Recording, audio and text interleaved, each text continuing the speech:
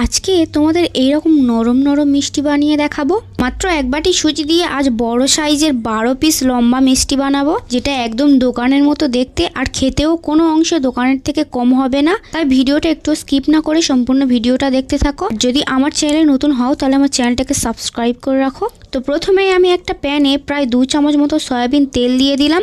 এরপর তেলের মধ্যে আমি এক বাটি সুজি দিয়ে দিলাম, তারপর 1 চামচ নুন দিয়ে দিলাম। তারপর স্প্যাচুলা দিয়ে অনবরত নেড়ে সুজিটাকে হালকা ভেজে নেব, যাতে সুজির যে কাঁচা গন্ধটা থাকে সেটা চলে যায়। গ্যাসের লো ফ্লেমে আমি সুজিটাকে ভেজে নিচ্ছি। ভাজতে ভাজতে যখন সুজির কালারটা হালকা চেঞ্জ হয়ে যাবে, মানে একদম ব্রাউন কালার নয়, হালকা ব্রাউন কালার আসতে শুরু করবে, তখন আমি সুজির মধ্যে প্রায় 2.5 কাপ দুধ দিয়ে দেব। তারপর দুধটাকে সুজির সঙ্গে হালকা মিক্স করে নেব। মেশানো হয়ে গেলে আমি 4 চামচ গুঁড়ো দুধ এর মধ্যে অ্যাড করব।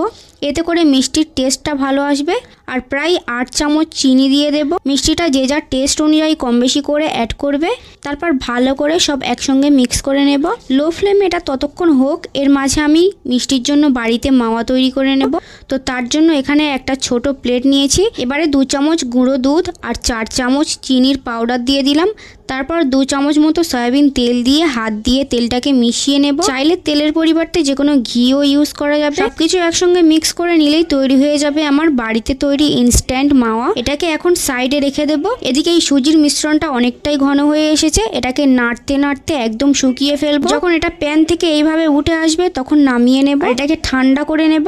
10 মিনিটের মধ্যে এটা এভাবে প্লেটে ছড়িয়ে রাখার কারণে খুব তাড়াতাড়ি ঠান্ডা হয়ে গিয়েছে। এখন হাতে সামান্য তেল অথবা ঘি ঘষে নিয়ে যত বড় বা ছোট করে মিষ্টিগুলো বানাতে চাই সেই অনুযায়ী কিছুটা মিষ্টির ডো নিয়ে চেপে চেপে গোল করে নেব। আর তারপর লম্বা করে মিষ্টির শেপ দিয়ে দেব।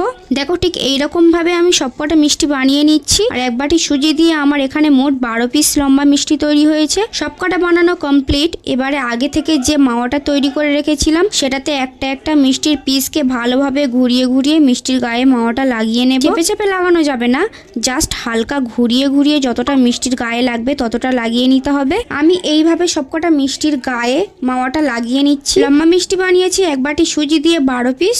যদি গোল মিষ্টি বানাতাম তাহলে হয়তো ডাবল বানাতে পারতাম। তোমরা যদি এক বাটি সুজি দিয়ে গোল মিষ্টি বানাতে চাও তাহলে তোমাদের মিষ্টির পরিমাণটা আরও বেড়ে যাবে। মিষ্টিটা কেটে দেখালাম, নিশ্চয়ই দেখতে পেলে যে চামচ লাগানোর সাথে সাথে মিষ্টিটা কত ইজিলি কেটে গেল। তার মানে কতটা নরম হয়েছে তোমরা নিজেরাই দেখে নাও। খুব সহজে আর কম সময়ে বানানো যায়। যে মিষ্টি কখনো বানায়নি সেও এই মিষ্টিটা খুব ইজিলি বানিয়ে ফেলতে পারবে। আমার হাজবেন্ডের সামনে এই মিষ্টিটা দেওয়ার পর সে এক নিমেষে 8 পিস মিষ্টি খেয়ে ফেলেছে। আর আমাকে বললো, তুমি তো বানাতে জানো, তো তুমি পরে আরও একবার বানিয়ে খেয়ে নেবে।